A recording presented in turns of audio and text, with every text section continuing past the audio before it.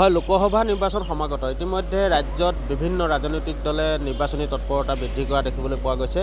এই মুহূৰ্তত মই উপস্থিত আছোঁ নাৰায়ণপুৰ নগৰৰ মাজমজিয়াত। নাৰায়ণপুৰ নগৰৰ হোটেল আপ্যায়নত মই উপস্থিত আছোঁ। বিভিন্নজন আহি এই হোটেলখনত ভিৰ কৰা পৰিলক্ষিত হয়। আমি হোটেলখনৰ স্বত্বাধিকাৰীগৰাকীৰ পৰা জানিবলৈ চেষ্টা কৰিম। নিৰ্বাচন সমাগত কি দেখিছে, বতাহ কেনেকুৱা? নিৰ্বাচনী বতাহ মানে এতিয়াতো ৰাইজ সচেতন হৈছে। ৰাইজে এতিয়া আপোনাৰ প্ৰাৰ্থী নহয় বা পাৰ্টি নহয়, ৰাইজে এতিয়া চাবলৈ গ'লে আমাৰ তেজপুৰ লোকসভা সমষ্টিত ভোট দিবলগীয়া প্ৰাৰ্থী কোনো এজনো মই দেখাই নাই। যিহেতুকে আমি বিগত সময়বিলাকত ময়ো এজন ভাৰতীয় জনতা পাৰ্টীৰ নিষ্ঠাৱান কৰ্মী আছিলোঁ আৰু বৰ্তমানো মই এজন নিষ্ঠাৱান কৰ্মী।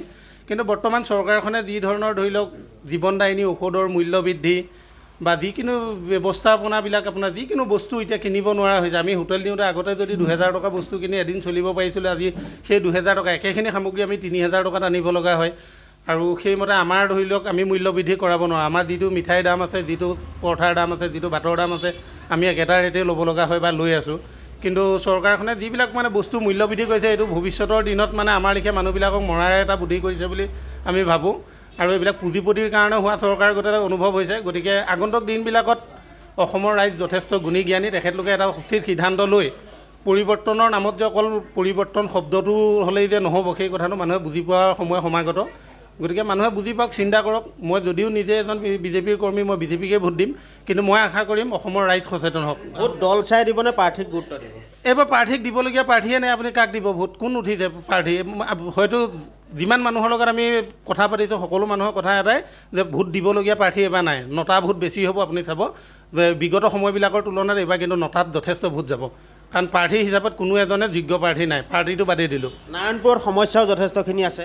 নাৰায়ণপুৰত যথেষ্ট সমস্যা আছে। নাৰায়ণপুৰ আপোনাৰ সমস্যা বুলি ক'লে আপোনাৰ ৰাতিপুৱাৰ পৰা গধূলালৈকে কৈ উৰ পেলাব নোৱাৰি, ইমানখিনি সমস্যা আছে।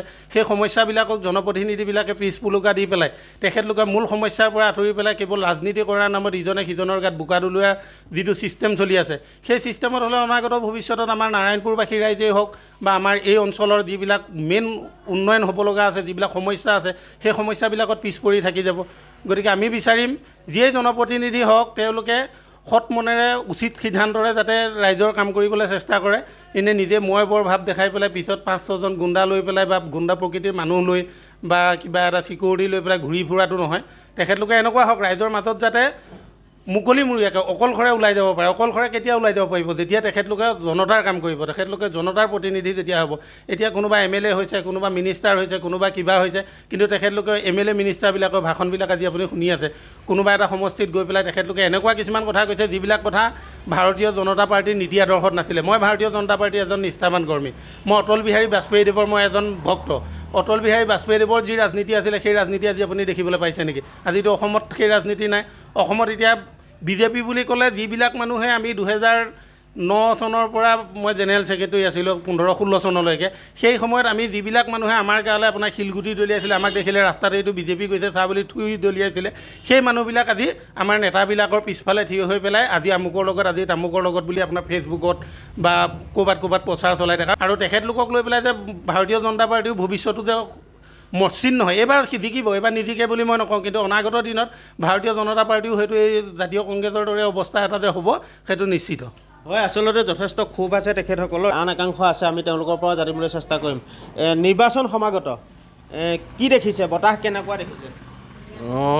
ইতিমধ্যে নিৰ্বাচন সমাগত এইবাৰ আমাৰ BP সমষ্টিৰ ৰাইজে বিবেক ভোট প্ৰদান কৰিব বুলি আমি আশাবাদী। আগন্তুক মানে অনাগত দিনবিলাকত আমি দেখি আছিলোঁ বৰ্তমানৰ চৰকাৰখনে কেনেকুৱা ধৰণৰ কাম কাজ কৰি আছে। জীৱনদায়িনী ঔষধৰো মূল্য বৃদ্ধি তেওঁলোকে কৰিছে। তাৰ আগত আপোনাৰ গেছ চিলিণ্ডাৰে হওক বা প্ৰত্যেকটো সামগ্ৰীৰ মূল্য বৃদ্ধি কৰিছে। মূল্য বৃদ্ধিত জুৰুলা হৈ থকা ৰাইজখিনিয়ে, মধ্যবিত্ত দৰিদ্ৰ লোকখিনিয়ে এইবাৰ নিজাববীয়াকৈ বিবেক ভোট প্ৰদান কৰিব বুলি আমি আশাবাদী। ভোট দল চাই দিবনে প্ৰাৰ্থী চাই দিব? যোনজন প্ৰাৰ্থীয়ে সংসদীয় সমষ্টিটোৰ কাৰণে কাম কৰিব পাৰিব ৰাইজৰ পক্ষত থাকি, যদি তেওঁলোকৰ যি চৰকাৰে নহওক চৰকাৰখনৰ বিপৰীতে ৰাইজৰ পক্ষত থাকি যদি ৰাইজৰ পক্ষত থিয় দিয়ে, তেনেকুৱা এজন প্ৰাৰ্থীকে ভোট দিব বুলি আমি আশা কৰোঁ। গত সাংসদগৰাকীটো তেওঁ বৰ্তমান ক'বলৈ গ'লে নাৰায়ণপুৰত যোনটো মেইন বাণী সংঘ, তেওঁ যেতিয়া প্ৰথমবাৰ লোকসভা ইলেকশ্যন হৈছিল তেতিয়া সেই আধাৰশিলা স্থাপন কৰিছিল, কিন্তু তেতিয়াৰ পৰা আজিলৈকে বাণী সংঘটোৰ কামেই সম্পূৰ্ণ কৰিব নোৱাৰিলে। আৰু তাতকৈ আমি উদাহৰণ হিচাপে আমি দিব নিবিচাৰোঁ। নিমাতী কন্যা আছিল নেকি? নিমাতী কইনা হিচাপে আছিলে। তেওঁতো ইয়াত আপোনাৰ ৰাজনৈতিক মিটিঙৰ বাদে বেলেগ ক্ষেত্ৰতো সমস্যা অন্যান্য ক্ষেত্ৰত তেওঁ ইয়াত এই 5 বছৰ আমি দেখা নাপালোঁ। হয়, আচলতে যথেষ্ট অসন্তুষ্টি প্ৰকাশ কৰিছে এইসকল লোকে। আমি ND24ৰ জৰিয়তে নাৰায়ণপুৰৰ পৰা সাধাৰণ ভোটাৰৰ মতামত ল'বলৈ চেষ্টা কৰিলোঁ।